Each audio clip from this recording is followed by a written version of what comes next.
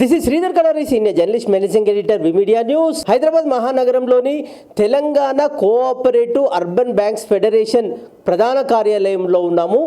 దేశ రక్షణ కోసం త్రివిధ దళాలు ఎట్లా కృషి చేస్తున్నాయి, సైనికులు ఎట్లా కృషి చేస్తున్నారు, యువత త్రివిధ దళాల్లో చేరి ఈ దేశాన్ని ఎలా రక్షించాలి అనేది ఫెడరేషన్ ప్రతినిధులు ఉన్నారు. వాళ్ళని అడిగి మరిన్ని వివరాలు తెలుసుకుందాం.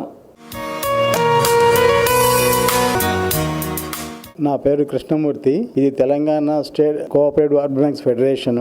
ఈ ఫెడరేషన్ కింద 48 అర్బన్ కోఆపరేటివ్ బ్యాంక్ సభ్యులుగా ఉన్నారు.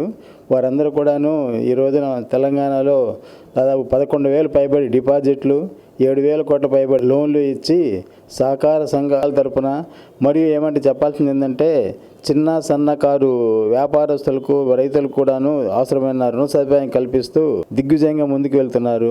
వాళ్ళు నా పక్కన ఉన్నవారు గాయత్రి బ్యాంక్ CEO శ్రీ శ్రీనివాస్ గారు, యువత వైపు ఉన్నవారు Kotak Mahindra manual life marketing officer Nagaraju గారు.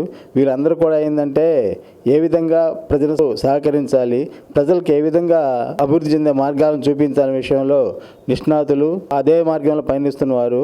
వారందరూ కూడా ఈ సంవత్సరం దిగ్విజయంగా ఉండాలనేసి, వారు ఇంకా పైకి ఎదగాలని చెప్పేసి మా తెలంగాణ ఫెడరేషన్ కోరుకుంటూ ఉంది. మా ఫెడరేషన్ ప్రెసిడెంట్ గారు వచ్చేసి శ్రీ వేమిరెడ్డి నరసింహారెడ్డి గారు.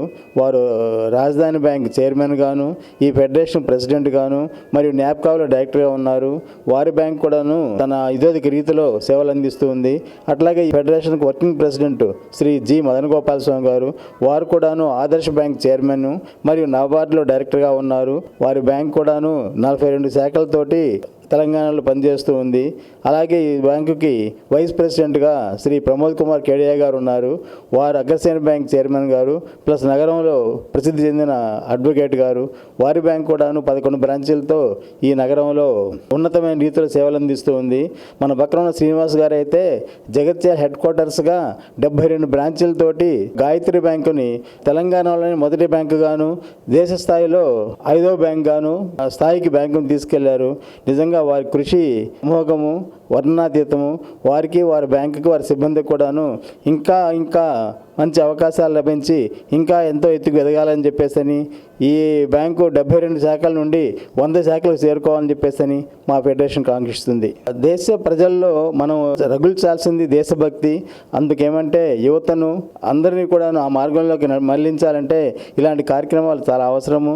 ఇలాంటి కార్యక్రమాలు చేస్తున్న విమీడియాకు మా ధన్యవాదాలు.